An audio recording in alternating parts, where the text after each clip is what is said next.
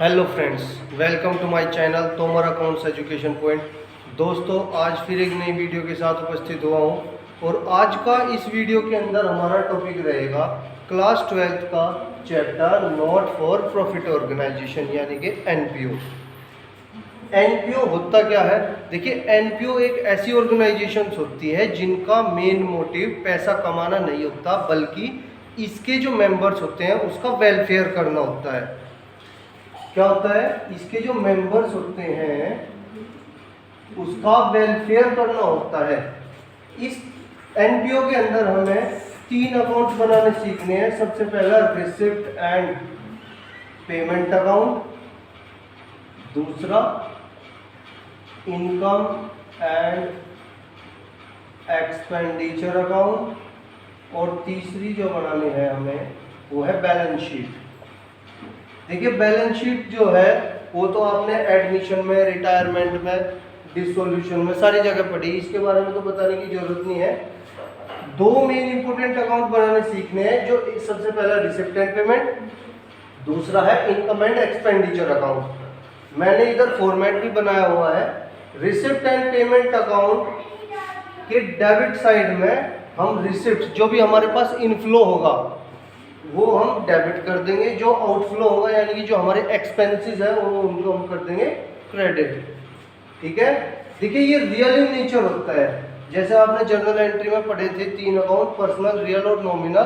तो real account की तरह ये काम करता है। रियल अकाउंट का रूल क्या था?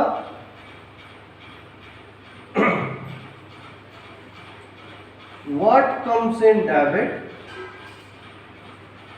What goes out credit. यानी कि जो हमारे पास आएगा उसको तो करेंगे डेबिट, और जो हमारे पास से जाएगा उसको क्या करेंगे? क्रेडिट। अब हमारे पास से क्या जाएगा यानी कि जो हम इनफ्लो होगा उसको करेंगे डेबिट, और जो आउटफ्लो होगा उसको करेंगे हम क्रेडिट। ठीक है। रिसिप्ट एंड पेमेंट अकाउंट के बाद आती है बारी इनकम एंड एक्सपेंडिचर अकाउंट की। इनकम एंड एक्सपेंडिचर हमारा नॉमिनल इन नेचर होता है। नॉमिनल का रूल क्या था? Debit all expenses and losses, credit all income and gain. यानी कि जितने भी हमारे खर्चे होंगे और लॉसेस होंगे उनको हम कर देंगे डेबिट, और जो भी हमारी इनकम होगी, गेन होगा, उसको कर देंगे हम क्रेडिट। ठीक है। इसके बाद जो बारी आती है हमारी कुछ इंपोर्टेंट टर्म्स सीखने की। इसके अंदर कुछ इंपोर्टेंट टर्म्स होती है, जैसे सबसे पहले लेते हैं सब्सक्रिप्शन को।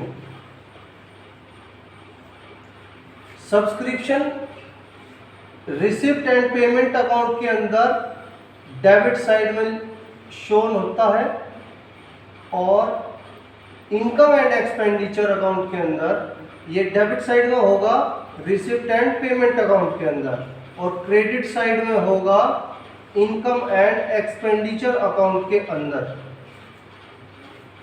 सब्सक्रिप्शन से बात आई ध्यान मेरे। अगर सब्सक्रिप्शन हमारे पास किसी साल का सब्सक्रिप्शन गिवन है और हमारे पास आउटस्टैंडिंग लास्ट ईयर भी है, करंट ईयर भी है, एडवांस लास्ट ईयर भी है, करंट ईयर है, तो उस केस में क्या करेंगे? अगर आउटस्टैंडिंग लास्ट ईयर है तो उसको कर देंगे माइनस, आउटस्टैंडिंग करंट ईयर है उसको कर देंगे प्लस, एडवांस लास्ट ईयर है उसको कर देंगे प्लस, और एडवांस करंट ईयर है उसको कर देंगे माइनस। ठीक है। उसके बाद जो हमारी सेकंड टर्म आती है इसके अंदर, वो आती है हमारी एंट्रेंस फीस। ये इंपोर्टेंट टर्म्स है जो हमें जब हम क्वेश्चन करेंगे तो हमारे सामने ही आएंगी, तो हमें इनको पोस्ट कर किस जगह पर करना है वो देखना है। एंट्रेंस को हम इनकम साइड के अंदर शो कर देंगे, इनकम एंड एक्सपेंडिचर अकाउंट के अंदर शो कर देंगे। देखिए, जो भी रिवेन्यू नेचर की होगी, जो भी आइटम रिवेन्यू नेचर की होगी वो हम इनकम एंड एक्सपेंडिचर अकाउंट के अंदर शो करेंगे। जो आइटम कैपिटल नेचर की होगी उसको हम कहाँ शो करेंगे? बैलेंस शीट के अंदर। कहाँ शो करेंगे? बैलेंस शीट के अंदर। अब रिवेन्यू नेचर और कैपिटल नेचर में डिफरेंस क्या है? देखिए, रिवेन्यू नेचर जो डेली रूटीन में काम होते हैं वो, और कैपिटल नेचर जो कभी कभी होंगे। ठीक है, मैं आपको एक एग्जांपल लिखता हूँ, एग्जांपल की सहायता से बात करते हैं। जैसे अगर डोनेशन कह दिया, डोनेशन खाली दे दिया तो कहाँ आएगा?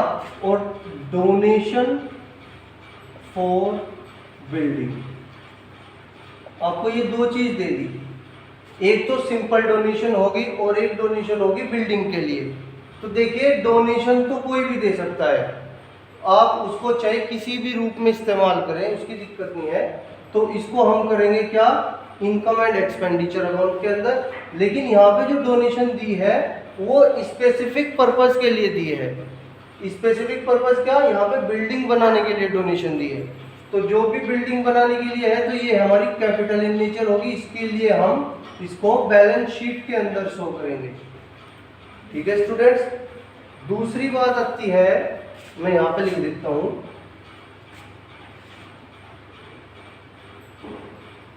Life membership fees. Life membership fees क्या होता है? देखिए, जब कोई मेंबर किसी भी एनपीओ से जुड़ता है तो उसको एक फीस देनी पड़ती है। तो वो जो फीस देता है वो लाइफ टाइम फीस एक बार में ही जमा करवा देता है, सबमिट करा देता है, उसको बोलते हैं life membership fees. Life membership fees हमेशा बैलेंस शीट के अंदर शोन होगी लायबिलिटी साइड। ठीक है, एक बात, सेकंड टर्म जो आती है हमारी एंडोमेंट फंड।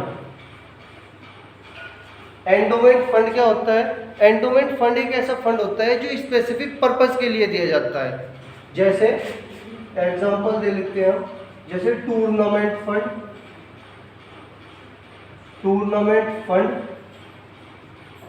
टूर्नामेंट के लिए फंड दिया। यहाँ पे जो फंड मिला है टूर्नामेंट के लिए मिला है, यानी कि ये जो पैसा मिला है हम केवल एक्सपेंडिचर जो होगा टूर्नामेंट के लिए होगा, और किसी पर्पस के लिए यहाँ पे इस पैसे का इस्तेमाल नहीं होगा। तो जब कभी किसी स्पेसिफिक पर्पस के लिए कोई भी फंड रिसीव होता है उसको बोलते हैं हम एंडोमेंट फंड। एक वर्ड आता है लीगेसी। लीगेसी हमारी क्या होती है?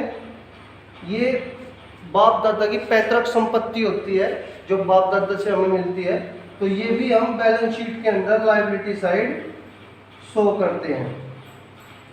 ठीक है स्टूडेंट्स, और डोनेशन की हमारी बात हो गई। अगर इस रिवेन्यू नेचर की तो इनकम एंड एक्सपेंडिचर के अंदर, और कैपिटल नेचर की है तो बैलेंस शीट के अंदर।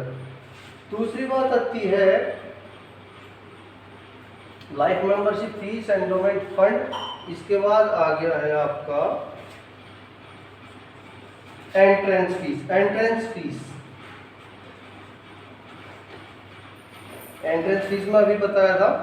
एंट्रेंस फीस हम इनकम एंड एक्सपेंडिचर अकाउंट के अंदर इनकम साइड शोन करते हैं। तो स्टूडेंट्स, ये थी आज की हमारी एनपीओ की वीडियो। अगर वीडियो अच्छी लगे तो चैनल को सब्सक्राइब और वीडियो को लाइक करना मत भूलिएगा। और सबसे इम्पोर्टेंट, अगली वीडियो के लिए जब मैं अपनी अगली वीडियो डालूंगा तो उसकी आपको नोटिफिकेशन मिल जाए, तो उसके लिए नोटिफिकेशन बेल जो होती है उसको प्रेस करना मत भूलिएगा। Thank you.